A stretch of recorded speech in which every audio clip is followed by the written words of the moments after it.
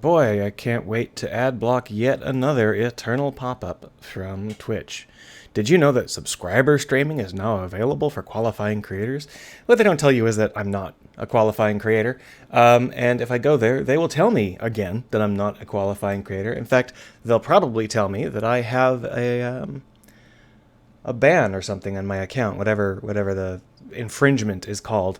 Even though I don't, because that's the email they sent out to everybody else. Apparently they screwed something up in the rollout here. Let's go ahead and take a look at what we're streaming. Streaming game dev, making fish and jellies.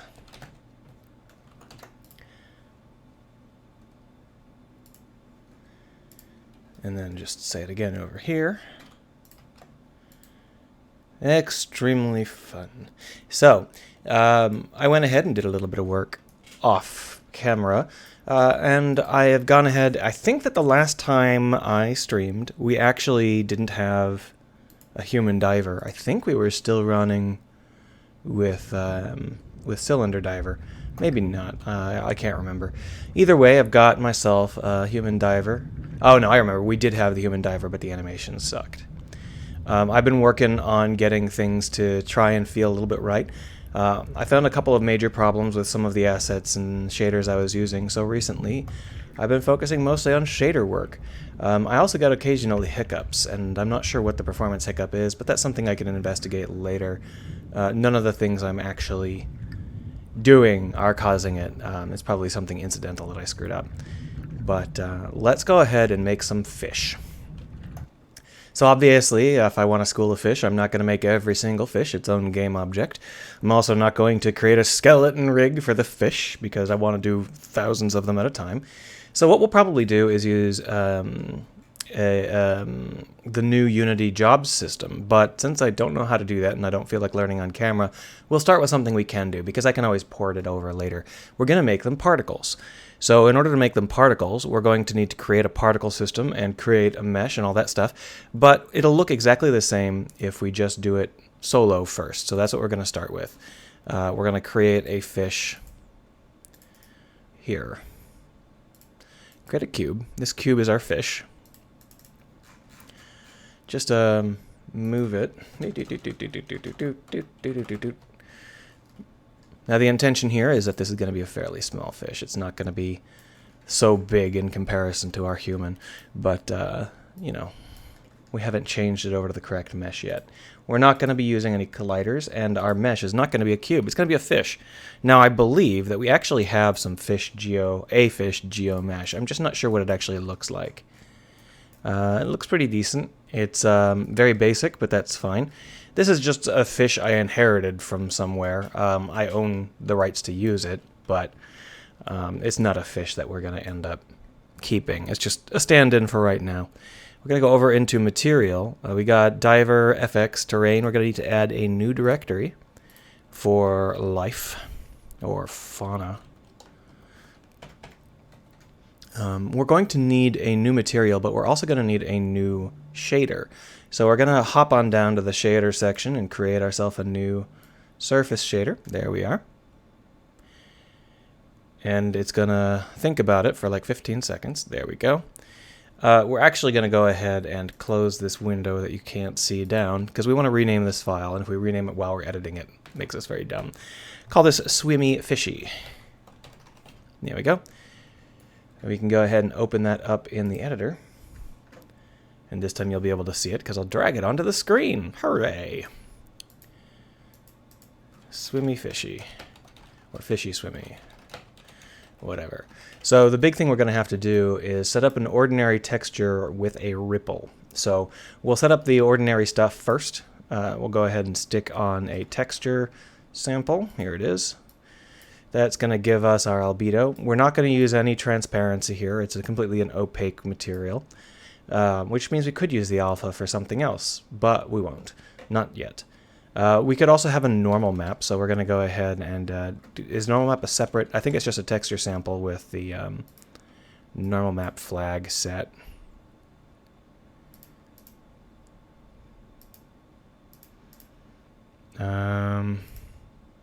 Oh, here it is. Unpack no map. No.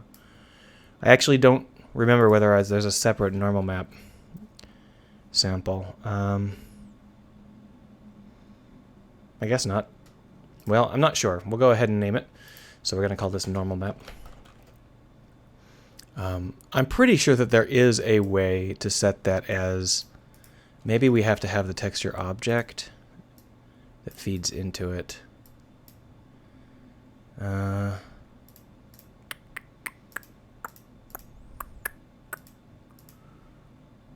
Oh, there it is. Just down here. So now that that's set up as a normal map, we can pipe that into our normals. Boom. And then this texture up here, we're going to call albedo. Boom. And that's going to be most of what we need to get this thing running, unless we want our fish to be a variable smoothness. We could come up with something complicated. For now, we're just going to use a float one for our smoothness.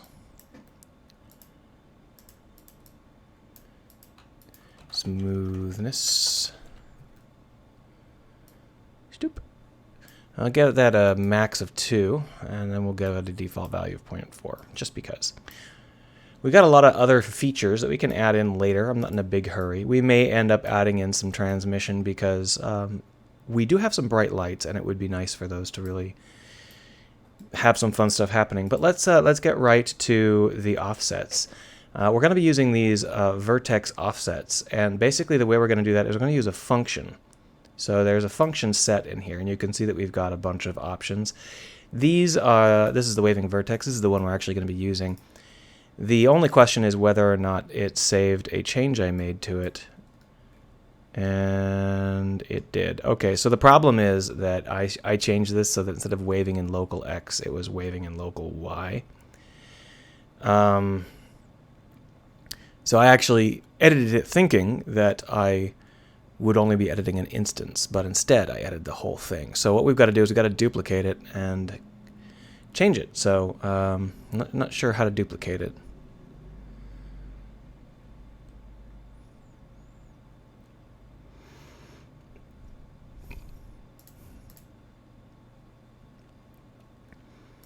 My guess is that I have to go back. How do I go back? Escape.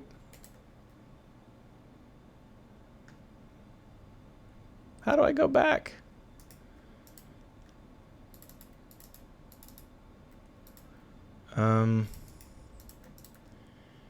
That's not what oh, here it is. I knew it was something easy, I just couldn't remember it.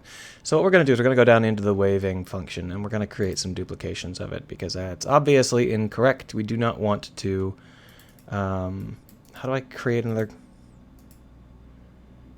It should be easy to copy these, right? I guess not.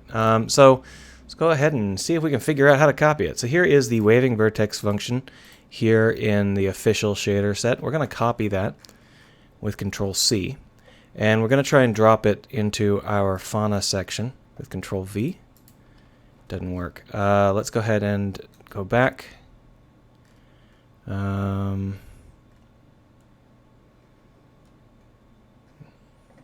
right, back over here.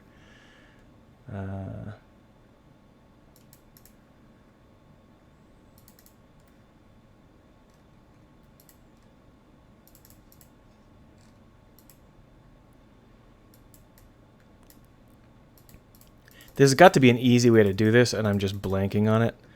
But unfortunately, it appears that... How did I get it to focus on it before? Is there like a select button that I'm not aware of? That's a screenshot. That's share. That's clean up. That's helper window. The wiki page. That's not the helper window I need. I need the one that explains what the heck a function is. I thought that I could go back. Oh, it's backspace. Okay, so it turns out that I can hit backspace on there, but I can't. What's forward now? Oh, curses. Okay. So if we take a look, we've got a whole bunch of things here, and I guess it's probably under W for wave. Water. Wave, there it is. So for some reason I couldn't copy this. Let's go ahead and just hit Control-D. There we are. I can duplicate it. So we're going to grab these two, and we're going to move them somewhere that makes more sense. Because the one that I'm using right now, Waving Vertex, that's likely to be overwritten when I update, and I don't want to lose it. Alright, so now we're over here with Waving Vertex 1, which we're going to call Oscillate Vertical. And then we're going to have one called Oscillate Horizontal. Like so. And now the question is if they're going to actually show up in this window. Let's find out. O is for oscillate. That's good enough for me. All right, so if we leave back into Fishy Swimmy, what we're going to do is we're going to have to update one of our other shaders later. But for now, we're just going to grab the Oscillate Horizontal. There it is. Going to have to open that up. Waving like a fish. And what we're going to do is we're going to take a quick little look at how this works, and then we're going to adjust it a little bit. It's pretty straightforward, and it's a good tutorial on how these sorts of functions work. Basically what happens is we take the position of the vector, the vert, and we split it up into x, y, and z. And what we do is we take the z component, which is along the object, and we multiply it by a frequency value. We add it according to a time value, so that offsets it in time. We take the sine of it, we multiply that by an amplitude, and then we add it back into a value of our choice, which in this case is y. Y is up and down. So this means that according to this, we take the value along the z-axis and we use it to go up and down. And that creates that sinuous up-down waviness that we are getting with our current indicators, the water flowing by indicators. But we actually want to do it on X today.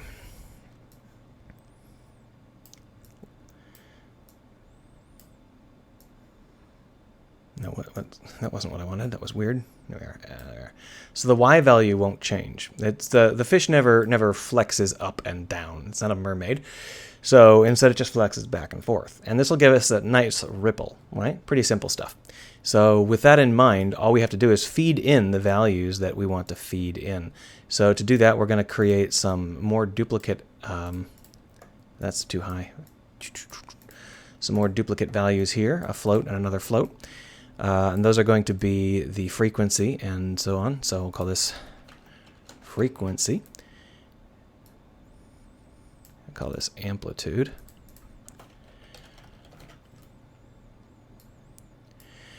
And these have like values and stuff associated with them. We're going to remove the max. It's not going to have any maxes or mins, because that way we will be able to set it to anything we want. And who knows what the actual good values are going to be. So then what we need is the position, which is easy enough. We just get the vector position here. It is going to be the vector, it's called vert, isn't it? The vertex position. There it is, vertex position. There it is. That's going to be our position, and then we're going to oscillate horizontal. This moves the vertex position, takes this input and then changes the x value. That's what this does. This just changes the x value. The output, therefore, is the final vertex position. But you can see how final vertex position is not one of the things that we actually have available to us. What we have to do is we have to use a simple subtraction to make sure that we actually have the correct final values. And that's going to be this guy minus this guy. There we are. That's going to end up being the thing we need in order to make all of this work. And that should create our Fishy Swimmy. Let's go ahead and try it out. Hit save here. There we go. The green light says we're saved. And just shrink that and move it around a little bit. It's kind of hard to see everything else that's going on. Oh no, I shrunk and moved the wrong thing. Oh, that's because this window is malfunctioning. There we are.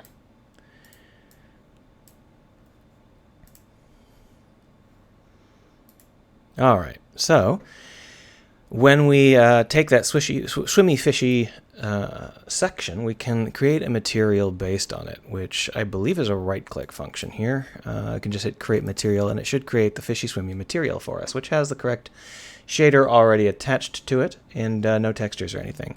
we'll assign fishy swimmy to the fish, and you can see that it's already moving. And that's because time is passing. If we grab the fish and we move it, you can see how it sort of swims, but our values are really rotten. So what we're going to want to do is have a much, much higher frequency. So that's not too bad. Just go down to the fishy swimmy section here and increase the frequency. Boop. There we go. Oh, no, that's not the button I wanted. There we are. So you can see how now that I'm moving it,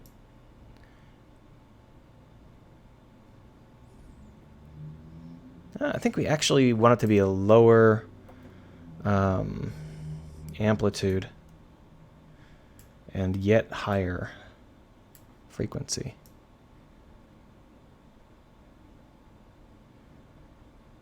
Yeah, that's probably not too bad. Let's take a look.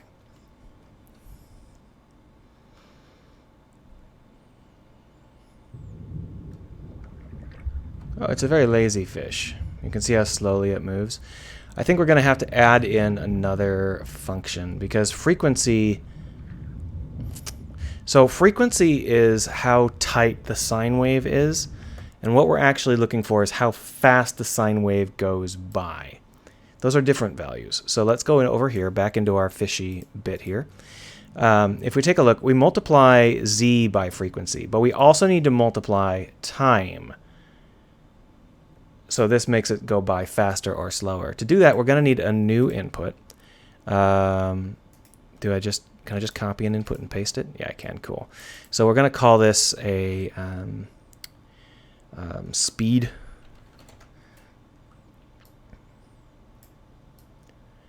And we're going to just put that into the time scale here. Perfect. And that's going to immediately be a simple float like that. Easy as pie, right? So the only problem is out here, we're going to have to pass it in a speed value. So copy, paste, speed, connect it up, perfect. And that saves automatically because that's what I set it up to do. Move that back off screen again. Get out of here. There we are. And take a look. Let's hit play and see what we got.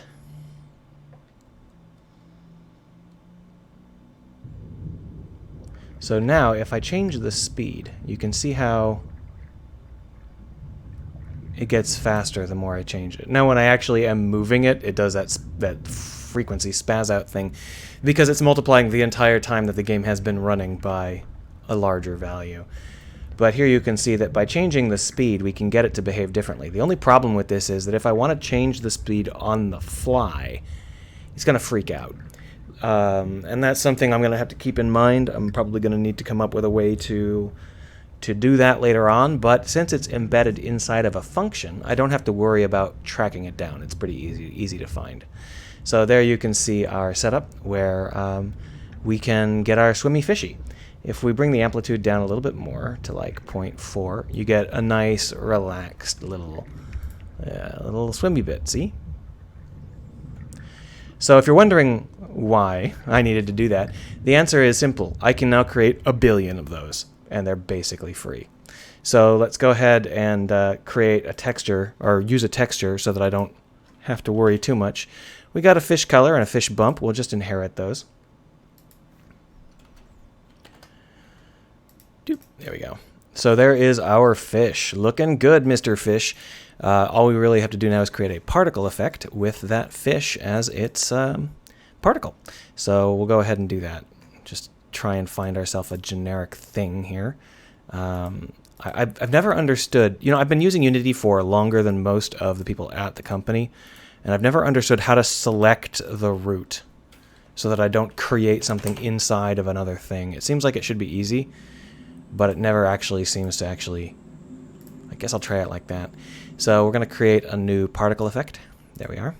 That works. Okay, I can do it now. It's kind of stupid though. And this is, as you can see, just a spray, and it will be a spray of fishes. We'll refine the actual thing that we do later on once we finish this. Down here in the renderer, we're going to switch this out from billboard to mesh, and we're going to select our new fish mesh. Fish! And then we're going to change the default particle setting here to fishy swimmy. And you can see that already they appear to be trying to swim.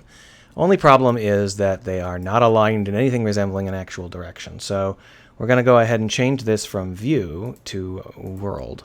And now you can see that they are at the very least swimming away from their spawn. If we take a look at how this looks inside of the game world,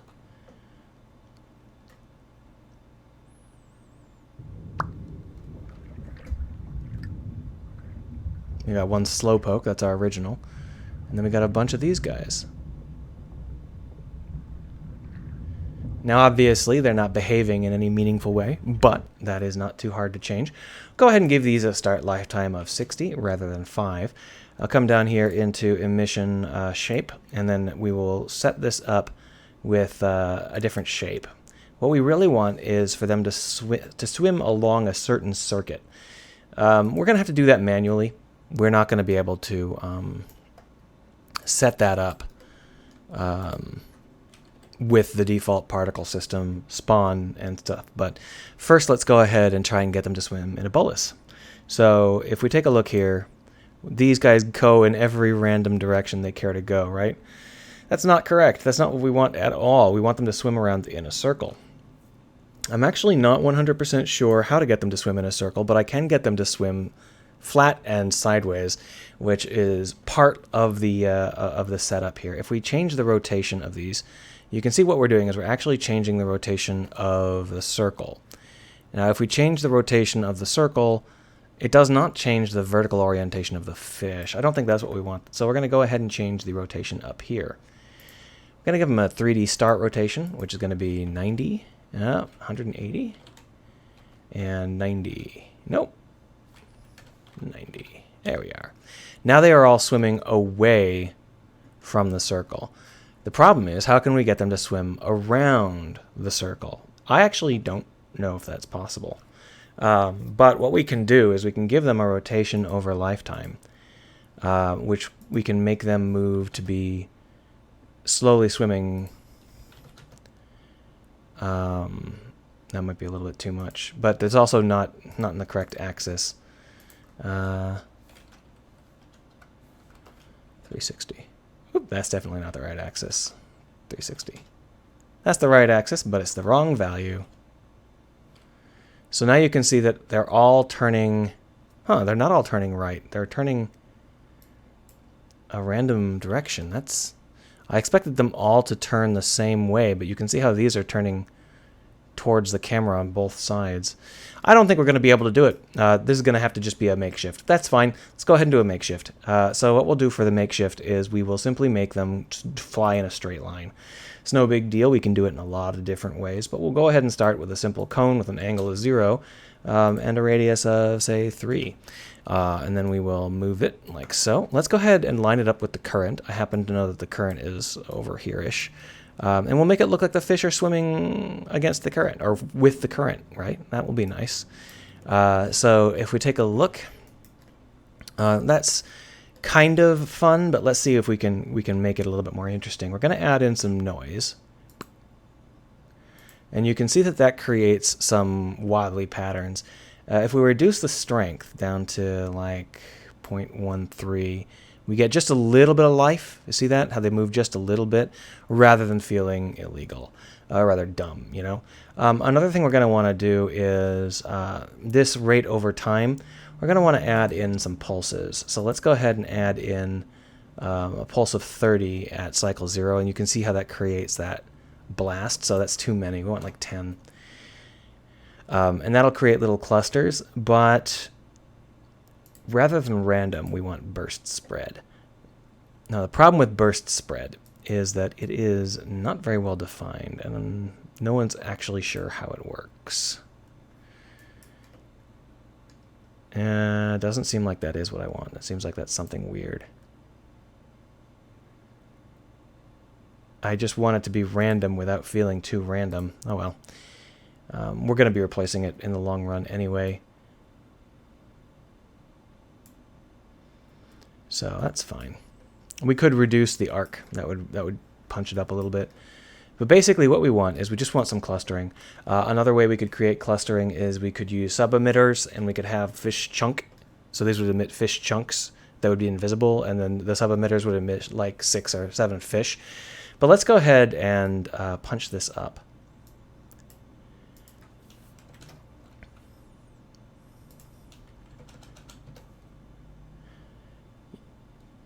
There we are. Now that's fish. Let's bring this up to 30.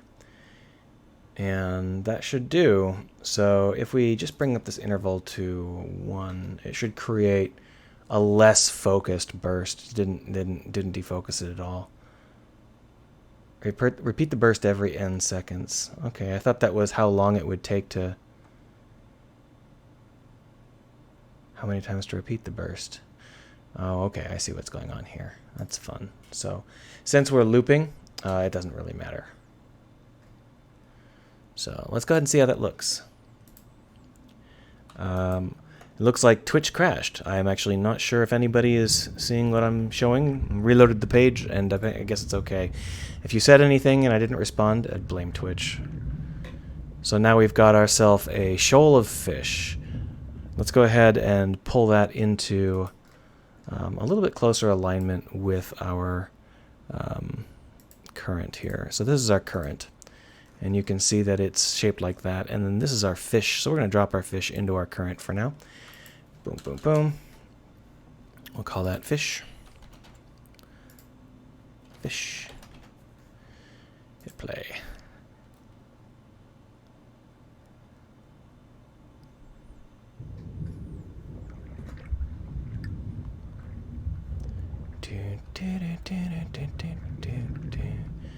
So the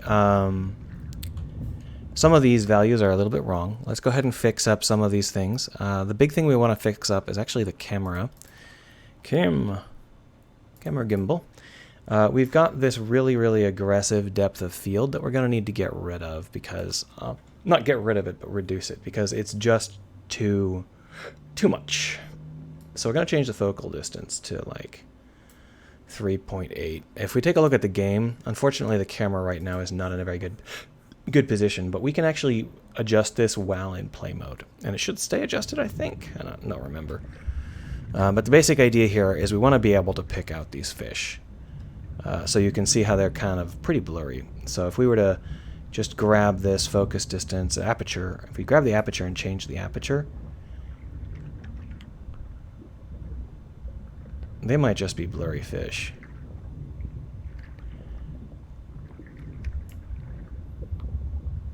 Well, I guess 4.9 is fine. Let's go ahead and just do that. Now let's take a couple of screenshots and post some screenshots, and then we'll move on to the other half of this, which is going to be jellies. Those things.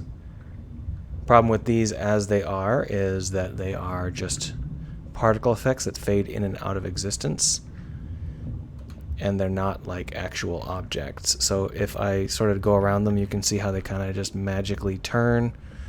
They can't be interacted with. They look really good, so kudos on how they look, but I need actual physical objects, so that's what we'll do next. It's a shame that the fish texture we're using is so bland. You know, you think you'd if you only had one fish that you were including with your setup, you think you'd include a fish that really had some pop, but instead they included the blandest fish I've ever seen. So tweet fish in a current. Fish swimming down current. They're all animated in shader.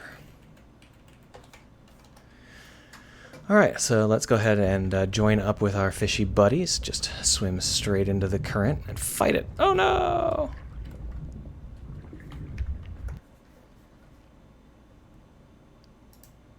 Oh, that's the wrong place. There's the right place. Just take a look at that. I'm not sure if that really looks very good because this fish is not. It's not a fish I'm going to use. We're going to play up some of the less realistic elements, and one of those less realistic elements is that I'm probably going to play up some kind of element on the fish to make them glisten better or something similar. I could just really, really pump up their shininess. Boop. Make it a 2. Let's see how that looks. There's also no reason why I have to use so few fish. I can easily add in a bunch more, but I want to see if the shininess feels a little bit better. It certainly makes them glow. I think 2 is too much. We'll go ahead and just bring it down to 1, like a reasonable human being. And then what we'll do is we'll punch up the number of fish. So that instead of 30, let's make it 60. And the result should be a pretty heavy stream of fish.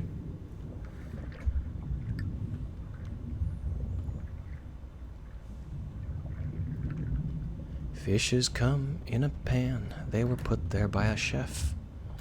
Oh no! Caught in the stream.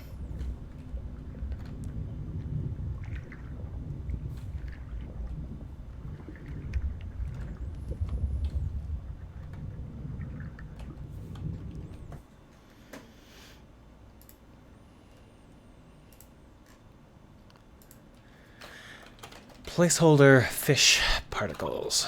Gonna have to manually assign the particle stats, but for now we'll do it using a standard particle system. Paste.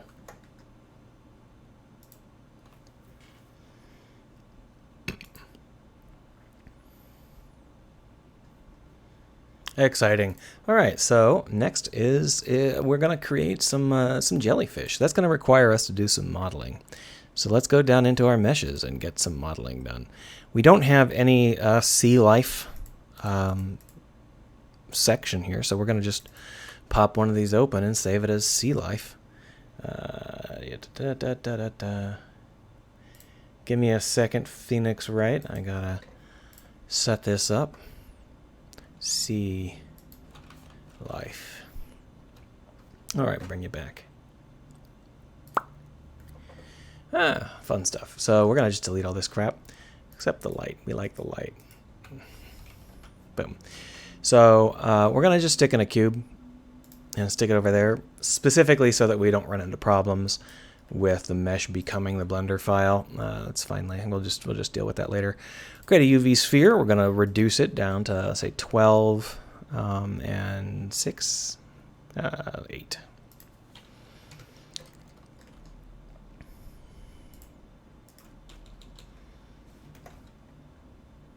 Boom. That's going to be the bell of our object. Now what we're going to do is create a plane. I guess a plane will do best. Rotate it by 90, shrink it down, and then bring it down. So this is just going to be the overall shape of the object. Now the problem is I was stupid. I forgot to make it create normals, our UV map. So we're going to delete all that crap and start it over. No big deal. We didn't actually do anything terribly important. We hit generate UVs, and you can see over here it generates a bunch of UVs for us. So we don't have to do that later. And when we take a look, we've generated UVs, and they're on the top 2/3 or so. That's fine. We'll just have to remember where they are for later when we are creating our actual textures for it. So here we've got this, and we're going to want to delete it, try again. Delete. God damn it, this is fucking obnoxious. Somehow my mouse got stuck over the random part of that menu and it kept selecting something stupid. That's fine. There we are. So rotate X 90, scale it down, move this like so. And then what we'll do is we'll take a look at that, and you can see how that is the entire set. What we actually want to do is limit it to the bottom third. like this. That way we can fill the bottom third with like a tentacle sort of thing, and it'll work fine. No problems there. In order to animate this, we're going to need to make it have some subdivisions. Even though that adds plenty of faces to an otherwise low poly model, that is important. We're going to be squishing it and all sorts of stuff, so that's how it's going to be. And that's going to be our jelly. Exciting stuff. So the only problem is that we forgot to paint it. So let's paint it. Go over here into paint mode. You can see how it is bright white. The first thing we're going to have to do is... Oh, we have to assign it a material first. I don't know why we'd have to assign it a material. I want a vertex paint. That's right. Sorry, not what I thought there. So what we're going to do is we're going to just make everything pitch black. And the reason for that is pretty simple. I just need to make sure that we're... I thought there was an x-axis mirror. I know there is. I just don't know where it's hiding. Stroke? Curve? No, it's not under curve. Well, I guess it doesn't matter. We are using a pretty simple object. There is a way, but I don't happen to know it. So what we're going to do is we're just going to paint this pitch black. And the reason you want to paint it black rather than white is because we're going to be using the vertex colors to define what sort of animation this object should have at any given location. And basically each of the colors, RGB, is going to be a different kind of animation. So we'll start with blue, and we'll do that by selecting it from here. I believe that we can just we can manually enter it here. And this blue is going to allow us to offset this element. This is the direction we want here. According to its own z-axis. So we'll just like bloofda, bloofda, bloofda. But we're going to want to soften the brush rather significantly for the upper parts here, because it's going to get... Yeah, see, it's too strong. So we're going to use a blur brush. Yeah, it's better.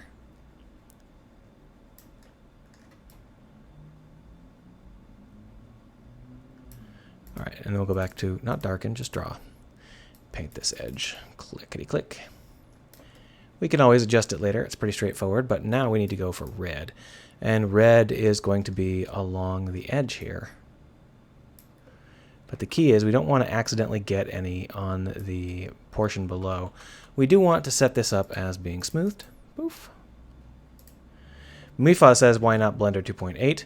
Hello, Mifaz, and the reason is because, as far as I know, Blender 2.8 doesn't get automatically imported by Unity, which means that I would have to manually do all of the work. And I don't like manually doing work. I haven't checked it in the past couple of weeks, though. It's possible that one of the more recent Unity updates properly does it. It just... not the ones I'm familiar with, unfortunately. So we've got a lot of silliness here, but if we just back it off like this, what we end up with is a really strong red ribbon around the bottom. Let me just bring that red right back in and tone it up on the couple of spots where it seems to be a little bit soft. I guess that's just an illusion. All right, good enough. And then we'll just use some smoothing to blur that up.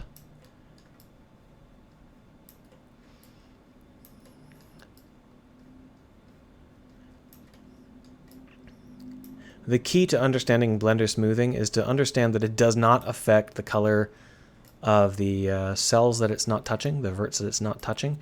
So as much as we smooth up here, this will never stop being deep, perfect red. Because we're not smoothing down there. But we do have a problem in that the smooth brush is pretty weak, but that's okay. We can come by later and change some of these weights. For now, that is enough for us right this second. Pop back over into Unity. Boom. Grind, grind, grind. And once again, we're going to create a standalone mesh that we're going to do all of our experimentation. So it's going to be floating up in the sky somewhere. There it is. Bring it on down. This is going to be our jelly. So we're going to remove the collider. We don't need it. And we're going to go ahead and select the jelly. Doom. There it is, a jelly. You notice a couple of things. First off, you notice there's a lot of invisible crap going on.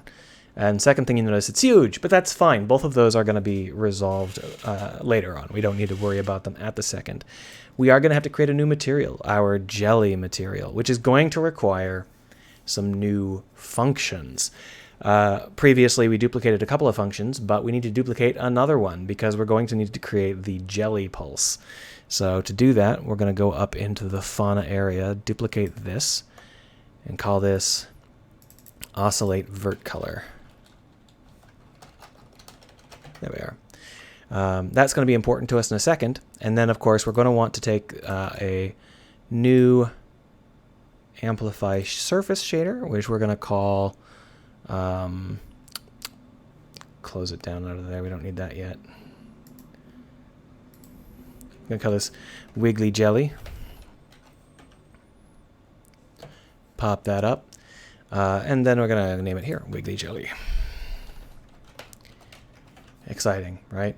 So the Wiggly Jelly is going to be basically the same setup that we had before with a texture sample and then another texture sample. And this one's going to be set up as a normal, and then it's going to be our normal map.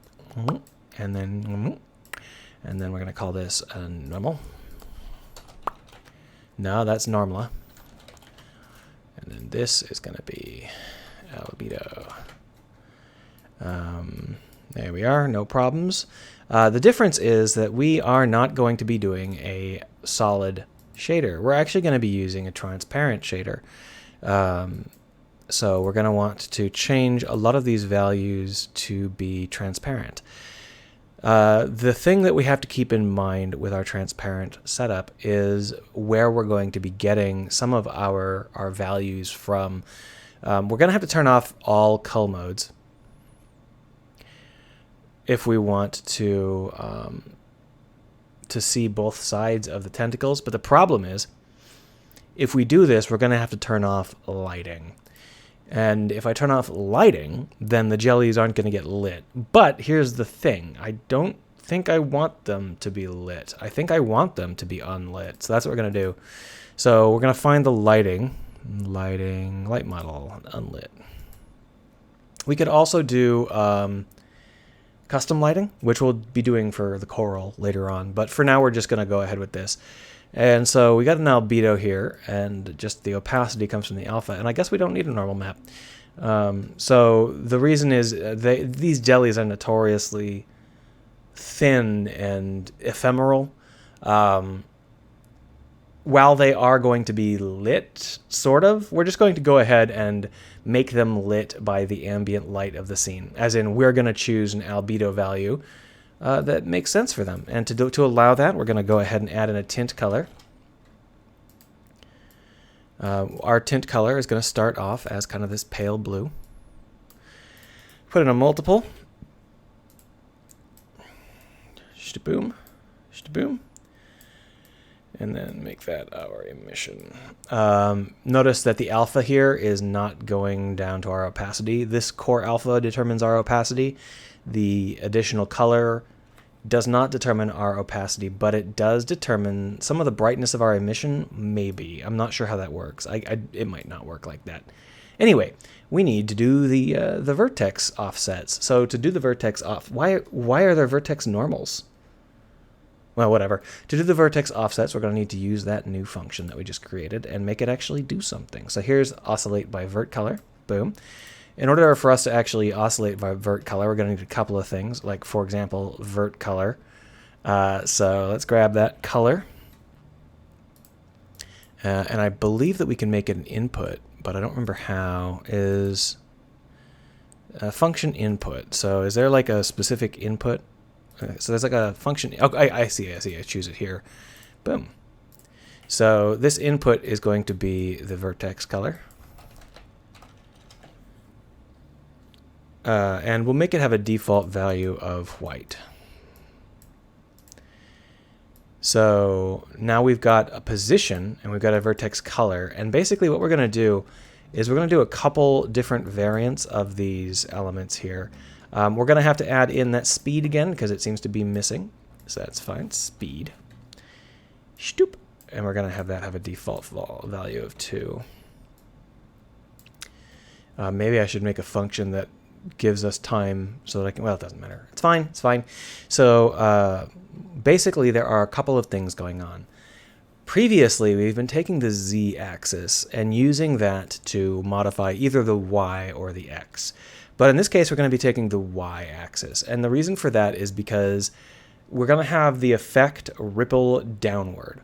So if these things ripple along their length, and that's what we're trying to do. So the y value is what matters most to us. And then over here, we've got this. This is where it all gets recombined, right? Well, if we come over here to the multiply, the output of the multiply is actually going to be directed towards these various values depending on the color that we have. But we also need to get the vertex normal going here.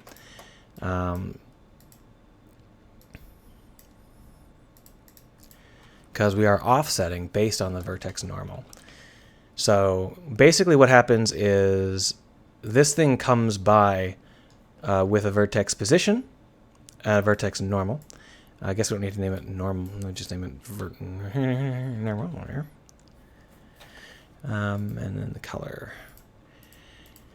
And we're going to be offsetting our vertex position based on the color and the normal and all that stuff. So we'll grab these values here and move them all the way to the right because they are supposed to be over here. Yoink. We don't need this anymore. We'll just delete that for now.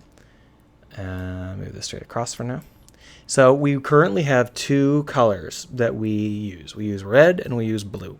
Red is animation along our normal.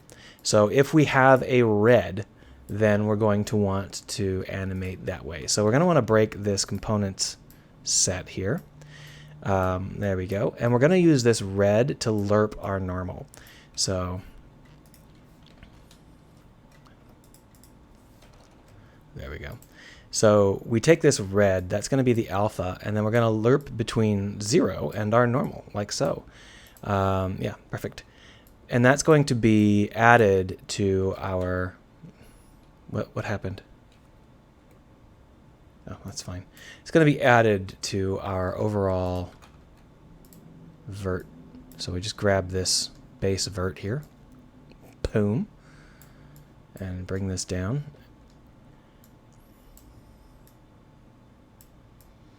And that's going to be here. We don't need this anymore.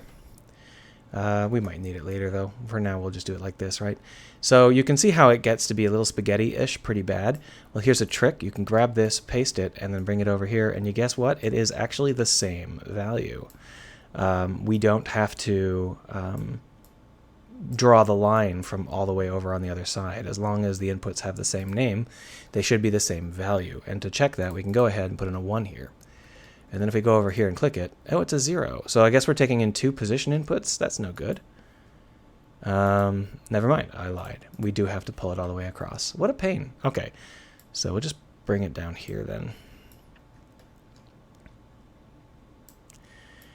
I would have liked to be able to do that. And I know that there is some way to do that. I've seen it. But I'm not even sure if it's this setup. It might have been a different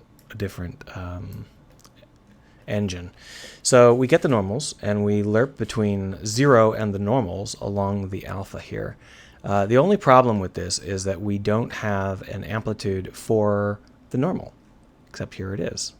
So we're going to end up multiplying the normal here. So we'll just drag this down like this. Okay, so the red value, okay, so hold on, I'm thinking about what's going on here. The red value is between 0 and 1. And that determines how much we want to lerp between the normal and the final red value. But the final red value is not the normal. The final red value is the normal multiplied by that nonsense up there. Otherwise, it's not changing. It's just always going to be multiplied by the normal. There we are. So that is what we wanted. That should do for the red factor. Now, before we go any further, it's worth checking and seeing whether this stuff works. So let's go ahead and save this. Go on over back here, and there you can see our giant stack of nonsense. So right now what we do is we output. Okay, you know what? We're actually going to go back in here. Outputs vert offsets, because there's no reason to keep outputting the vert position. Nobody uses the vert position. We only use the vert offsets, so we don't need this add. We just need to output this straight. That simplifies things. So save that, go over here, and then the output can go straight into the vertex offset. See? And now we're going to need the normal. Vert normal.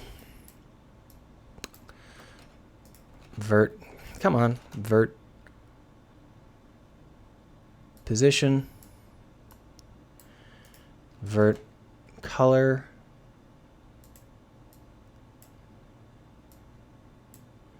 and then 3 arbitrary floats. Speed, that's not how you spell speed. Property. Oh wait, these are jellies. They're not fish. They don't move very fast. Copy, paste, paste. And then this one's going to be frequency. And this one's going to be amplitude. And then again, pipe them in. Very, very simple, basic setup. Let's go ahead and see whether it works. Save it. Go back into our world view here. Close. There we are. So this is our setup, but we don't yet have the wiggly jelly set into a material. There's our wiggly jelly material. Just pump that straight in. And you can see how it's already starting to do a little bit of work here. So if we move our setup,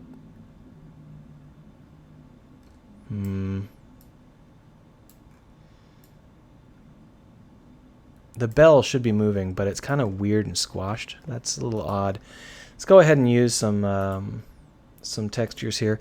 We don't have any really good textures for this at the moment. We'll just go ahead and use the branches texture, because at least it has some transparency to it. And then we'll hit play, and we'll see what we have. In theory, the bell should be pulsing in and out pretty regularly at the edge. See that?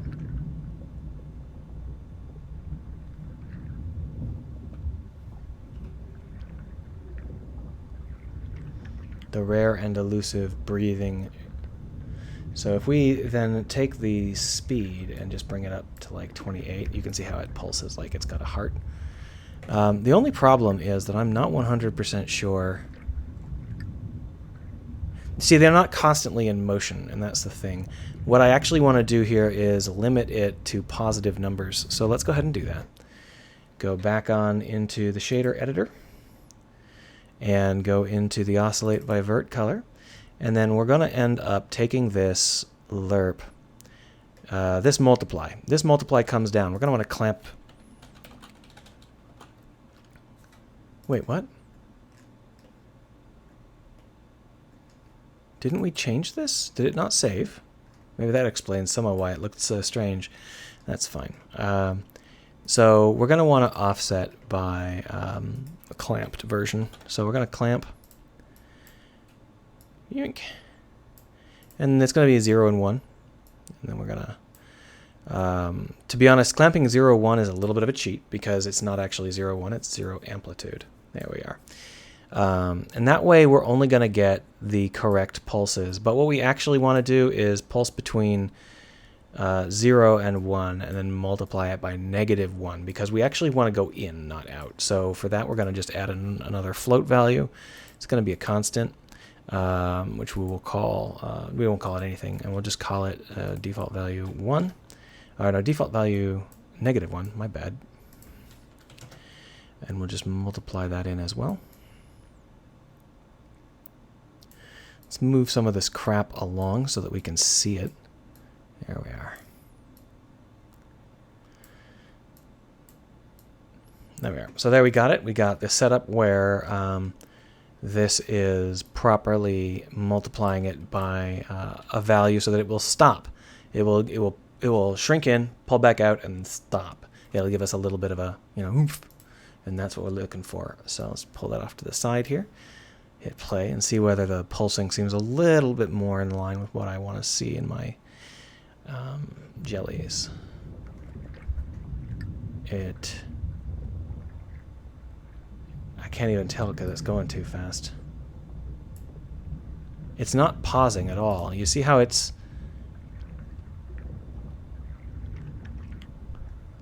There's a lot of things wrong with this. First off, although it is moving by normal, it doesn't appear to be moving according to height, but according to depth. You can see how it kind of ripples rather than all going in and out at the same time. It's not what I want. The other thing that's wrong with it is that it doesn't pause. This should be producing a sine wave pattern, and I should be clipping the bottom portion of the sine wave. But it doesn't appear to be doing that. So what we're going to do...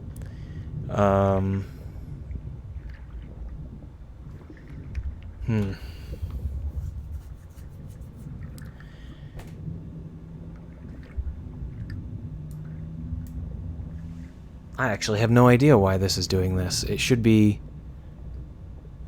definitely not be doing what it's doing. That's really strange. Let's go ahead and clamp it.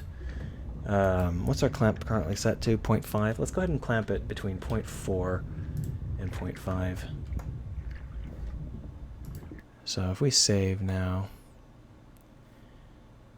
Oh, you know what I bet it is? I bet that this has to be saved.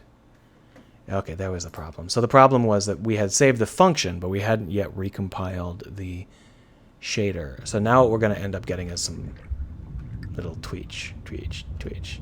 The reason we're getting that little twitch is simply because we are clamping it to a ridiculous value. So we'll go ahead and undo that ridiculousness. Boom. Save. And then recompile. Perfect. Take a look. Now it should get that little bit of breathing.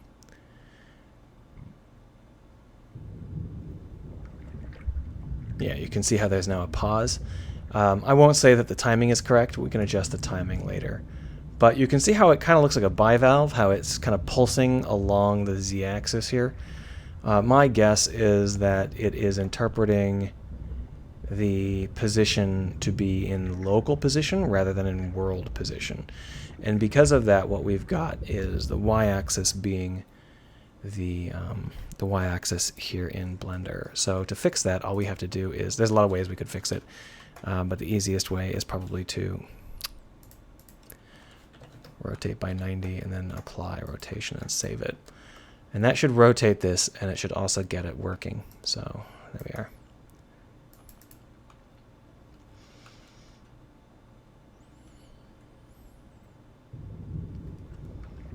Yeah, there we are. Now it's no longer rippling. So what we'll probably have to do in the long run is change the timing on this, but first I just wanted to see if it worked. And the next step is that we're going to end up having this thing go gloink, gloink. So let's do that. Go back over here. Open up some stuff so I can see on my other screen. There we are. So we already have this set up to do red. Now it's time for us to set it up to do blue. So here's the blue, and the idea is that the blue is going to offset it in the local space that is the same dimension as this. So it's going to be setting it in Y space. So to do that, we're going to have this same setup, but it's going to be unclamped and a couple of other things like that. So to make it so that this is actually visible, let's go ahead and move these way out. There we go. And then we'll create another target. So this will go here, and then down here, we're going to do the exact same setup, but without the clamping and without the normal. So we'll use the lerp function. Grab that, paste it back in. That's going to be blue-based, and we're going to lerp between vector up. So if we get a vector 3 here, and we add in a 1, not even a 1. Can we set this up to take an input? No. Okay, so what we would need to do is do a compile. Here we are, append. Paste that in. So if we do the append here, what we can do is we can bring this over to B, and then we can take this and make it, oh, come on, our y-axis. What? That was obnoxious. I think that it's busy recompiling, and that causes it to kind of flake out, but that's okay. So then we just append here, and then this can just be an add.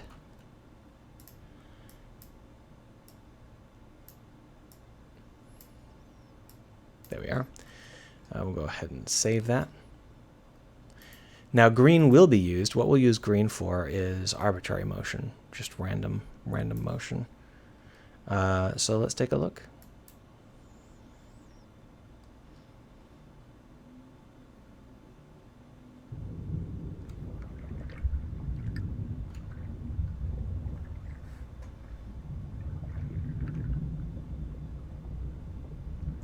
A little bit of a short y-axis drop. It doesn't move enough. Let's go ahead and make it move more aggressively. So we'll probably need another function for that. So let's build ourselves another input. Go in. There we are. So tail boost, default value of 2. And the tail boost will go ahead and multiply. Here we are. Boom. We're not even going to bother to actually feed it, because I think the default of 2 will be fine for testing purposes, making sure that it works.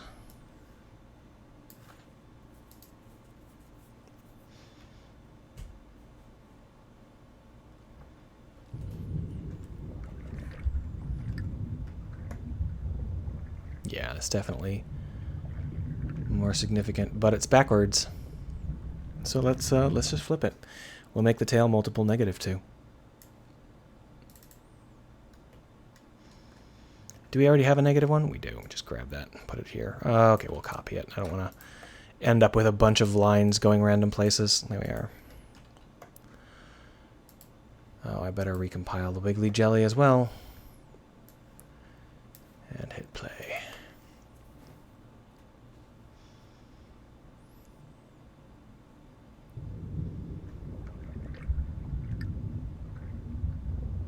Huh, that's weird.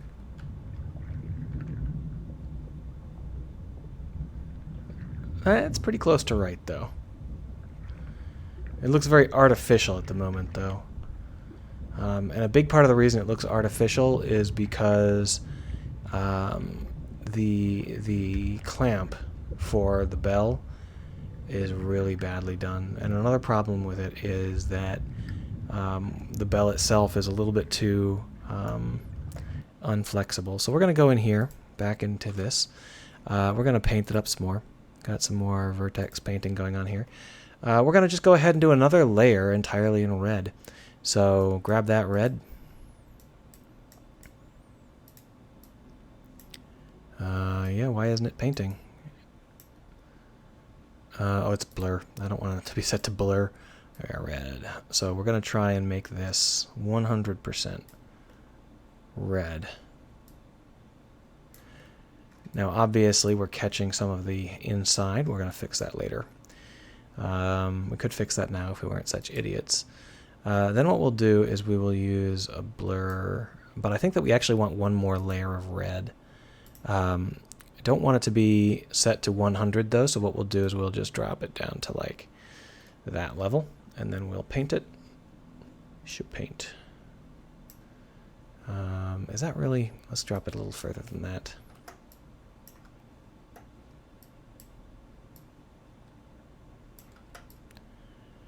Yeah. It doesn't actually matter much how the interior ends up painted red, because the interior, the only role it has is to not poke through the exterior. But I'm having a hard time. The way that the triangulation works in this is sometimes making it a little bit difficult to tell if you've got a smooth paint job. So let's go ahead and bring up one more darker layer, and that's going to be here. Now, if we're not careful, we can end up accidentally making the bell invert, which we're going to want to avoid. But for now, let's just go ahead and paint the entire top here. See how I damaged it a little bit? That's the problem. So that one was full red. And that one was, can I pick? Is there a color picker? I don't know. Just do it manually. Alright, so, that's a lot more reds. Let's go ahead and see how that looks.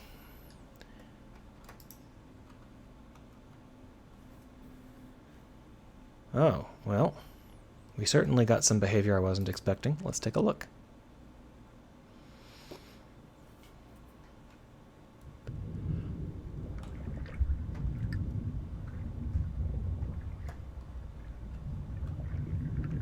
So what I'm thinking about doing is using the sine value as a lerp function. But you can see how the offset's ending up tearing. This is supposed to be all smoothed. I'm not sure why we're getting any tearing at all. All of these faces should be completely 100% connected, but they're not for some reason. Anyway, what we'd like to do is paint this interior like this, but the problem is that if I try to paint it, I can end up accidentally painting the bell. So, for example, if I do this and then look down here, you can see how we damaged the bell. And the way to stop that is to put on some defaults that should have been put on in the very beginning. They should be the defaults. I don't know why they're not. Basically, you want to make sure that you're spraying the normals. That way you won't spray the backside of anything. See? I'm not sure why that isn't the default. They want you painting the invisible elements, I guess. But that should fix some of that. There we are, much better.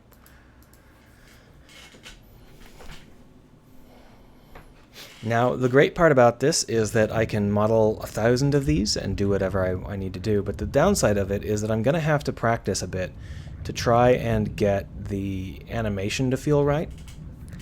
Notice how what it's doing is it's actually traveling up rather than down. And that's because the z-axis goes up rather than down. We're going to want to invert that. It's not done. So to invert that, we have a couple of options, but the best option is to invert it right here at the base, where we'll just grab another one of these -1s. Because otherwise, we would have to have a frequency or a speed. You know what? We can just have a speed of -1. That's fine. We'll just delete that. And then just set the speed to -1. Or -2.3, whatever. Close this. Now it should ripple down. Let's find out.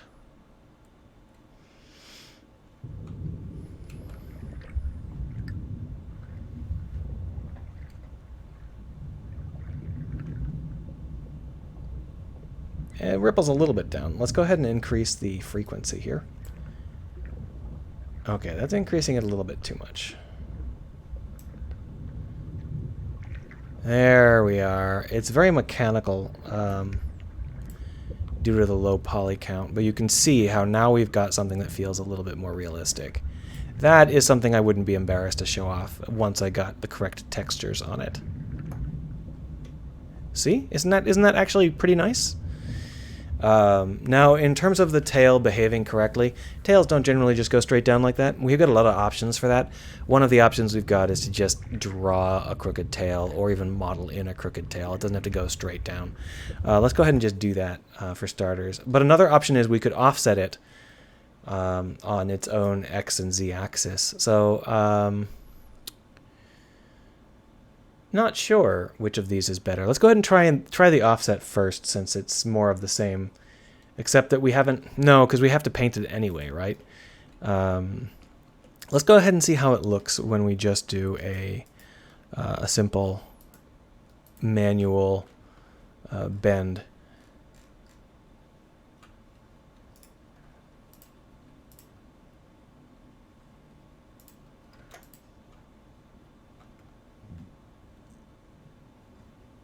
Might be a little bit too much.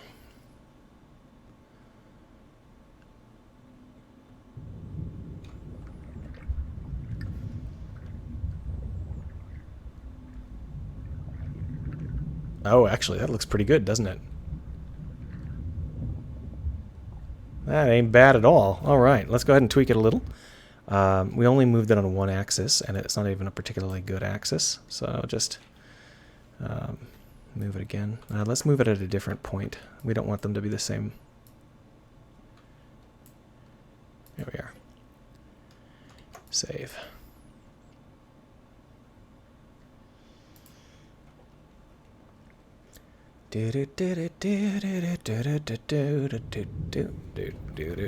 Oh, that looks pretty good. Yeah, I like it. I like it. What do you guys think? You think that looks like a jelly, a very, very basic jelly? Keep in mind that we're currently using a branches albedo. We're using the thing we use for coral, or rather the thing we use for grass. So that's interesting that it looks decent. I like it. I like it a lot. What we're going to do now is make a particle effect out of them. So this fish, we're going to do something similar to that. There's no reason to duplicate the fish, though, because if we do, we'll have to redo all of the values. So we're going to instead just create a new one, which we're going to, that's a game object. I want to create a particle effect. Cool that I achieved this using shaders only, Mifaz says. There was no other option. I can't put 1,000 objects that all have individual animations into the game world. It wouldn't have been possible. My options were to use a sprite sheet, in which case it would have had to be 2D, or to use a shader animated mesh. So I went with the shader animated mesh. Here's our particle system.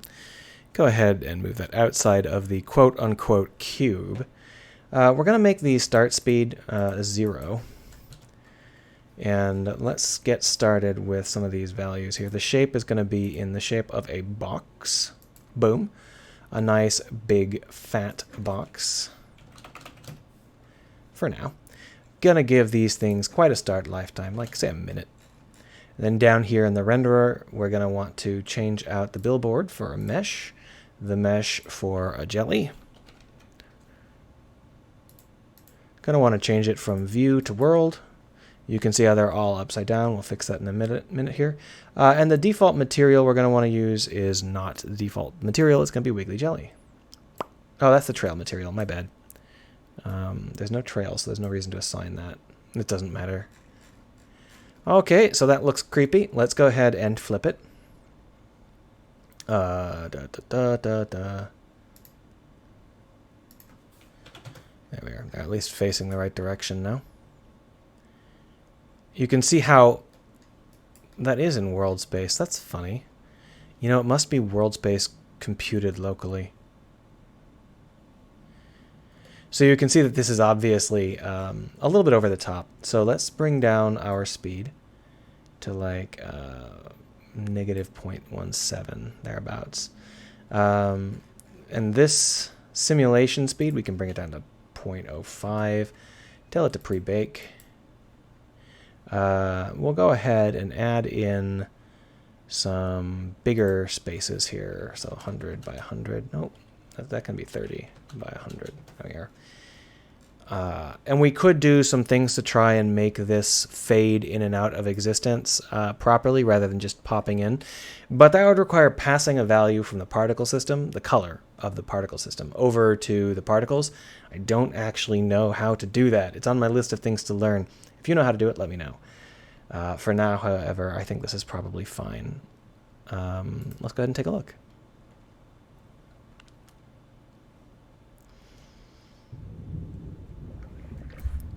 Well, it's certainly epic. Got some problems with the amplitude being off. Look at these two guys. What's up?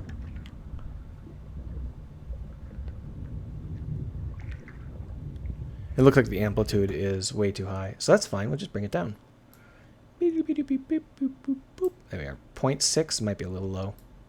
Bring it up to 0.15. And we'll bring the size of these things down to 0.3.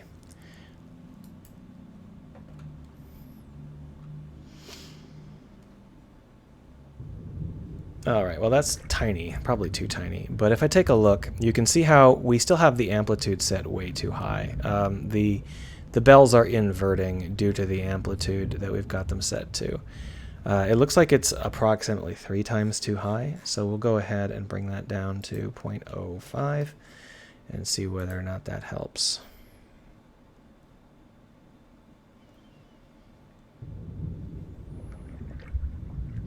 Let's watch these guys, see whether or not they survive their pulse.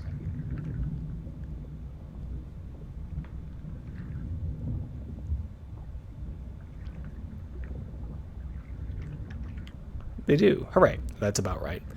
So another question is, when I set this to run at a lower time scale, did that change the time scale of the actual motion in the shader? I don't believe it did. No, it didn't. All right, good. That means that I can use a very slow timescale for the particles, and then use a standardized timescale for the actual animation, which is very useful because what we're going to do is we're going to add in some noise. If we bring the speed up so we can see what's going on, what we can see is that the noise is going to end up moving these creatures around. And that's fine. I think that's actually just about perfect. So let's go ahead and try it. We'll bring down the simulation speed one more time to 0.05. And that ought to create some much lower motion amounts.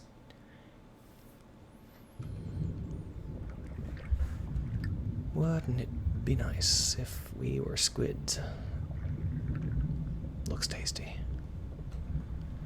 All right, well, let's go ahead and catch everything that we did all at the same time on a single screenshot. Kaboom!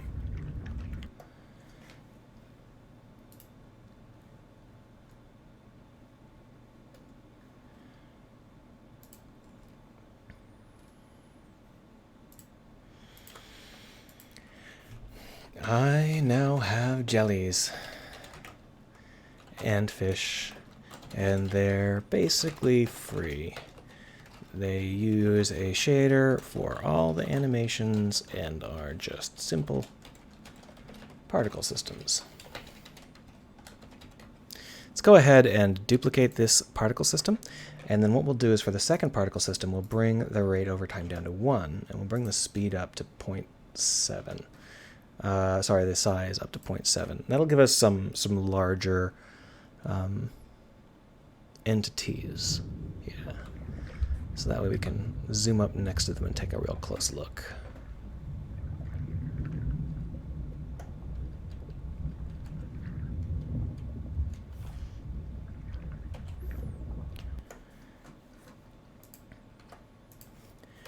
Textures are quote-unquote placeholder.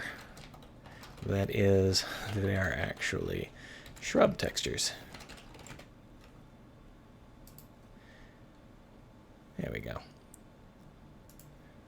Looks like I got a retweet from Meg. Go ahead.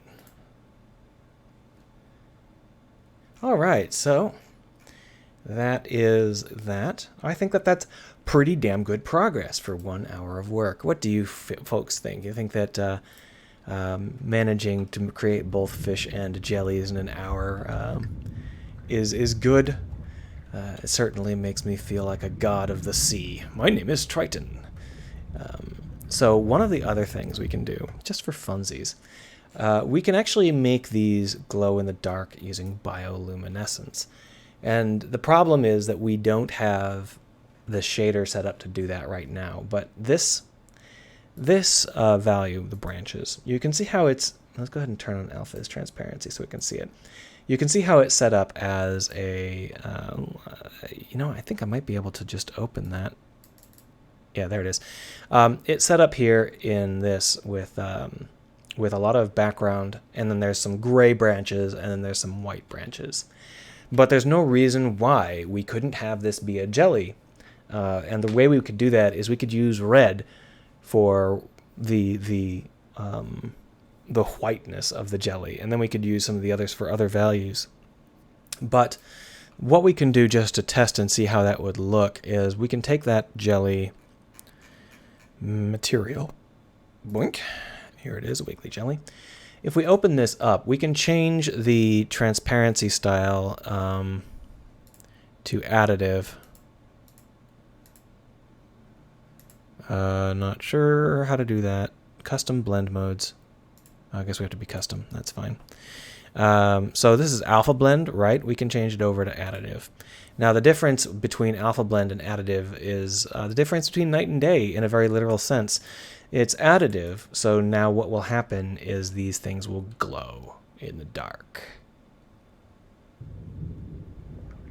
See how much brighter they are? The one in front is actually not mine there. These things now glow like beacons. And we can adjust that color simply by changing the tint. But you know what I didn't do? I did have a color. It's just not named anything. We'll call it tint, and we'll change it from a constant into a property, because obviously it's a property. There we are. We can make it like red. Blah, blah. Scary stuff.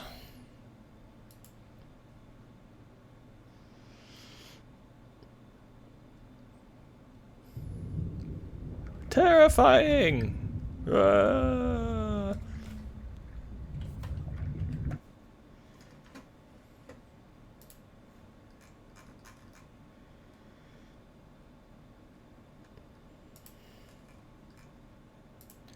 Sorry, I'm kind of just trying to post stuff on Twitter as it comes up here.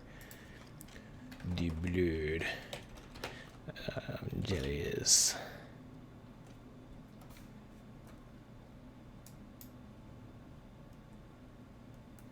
Well, anyhow, let's take the blend mode back to alpha blended for now. Those are still emissive, so they're still going to show up.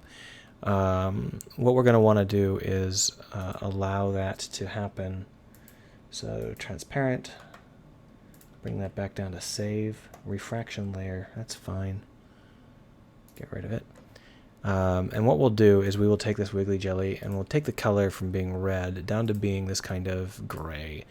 And that should really decrease the visibility. They should be half invisible.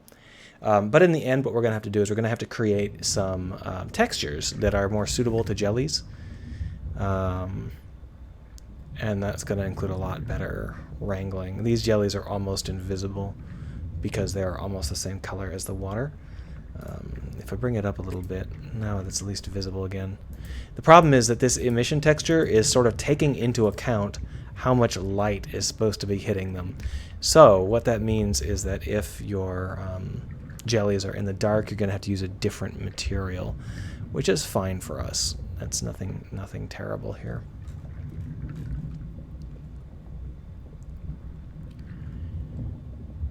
Well, we've definitely come a long way. We certainly have made this world feel populated with only 2 meshes. Obviously, those are just the first steps. But I think that this is pretty good progress. I'm going to go ahead and continue off stream with some other stuff. Most notably, I have to put the sky in. This is really disappointing. I do have a water... if I shrink all this down so I can find it, there it is, a water sample. I do have a water sample, but it's intended to be looked down at from above, and it looks like shit from below. Like, whoa, that's awful. That looks nothing like how water looks from below. And what that means is that I'm going to have to create my own water shader from below, and a water surface shader. And the best way to do that is probably to do it using the Abzu approach, where within a certain range of the camera, the water is a bright color, and then past that range, it just goes towards the neutral color, whatever that happens to be. It's a very simple setup, and you can get waves by simply spackling the edge that you're looking at. It's very nicely done in Abzu, and I'll probably steal that because this is not good enough. It's actually less good than not having it, which is a bad sign. Another thing worth noting is I've been doing some terrain painting. Terrain painting is not very good for painting in meshes because you can't actually assign any materials to the mesh. The detail meshes are material-less, meaning that they're not very good for things that are supposed to be anything besides small rocks. They're okay for small rocks, though. Grass works okay, but these are billboard grass, and I've obviously just stolen a grass mesh from one of the various packs I bought. This is not an underwater grass, but the grass mesh, I think we can find some grass meshes that are going to work. Problem is, these things don't paint anywhere other than the terrain, so I can't put them up here. What I've got is a particle system that can affix itself to any given mesh, and what that happens is it paints the mesh with any particle I want. Right now I've got these placeholder golden elements, and you can see how I've got this crisp little edge. That's something I'm going to be using a lot. What I'm doing is I'm using a texture to determine the areas on the mesh that you're allowed to have the particles. So that means that I can create an edge, a biome edge, in the middle of a mesh. This is critical because if you coat the whole mesh in fuzz, then it's not really saying anything. It's just a fuzzy mesh. But if you only coat half the mesh in fuzz, then that means that you can figure out, this side is this microbiome, and then this side is the other microbiome, and it quickly becomes a structural tool to allow you to do that. I want a better way to do that rather than using a texture, because I'm going to have to use like 8 different overlay textures, but I guess the overlay textures are okay. It's just a matter of getting used to the operating conditions, the working, how it works. All right, well, I'm going to go ahead and stop. If you have any comments, let me know. I'm sort of getting excited about this project. It's coming along much easier than my space projects were, partly because there's assets I can just buy. But it's something that's just really fun.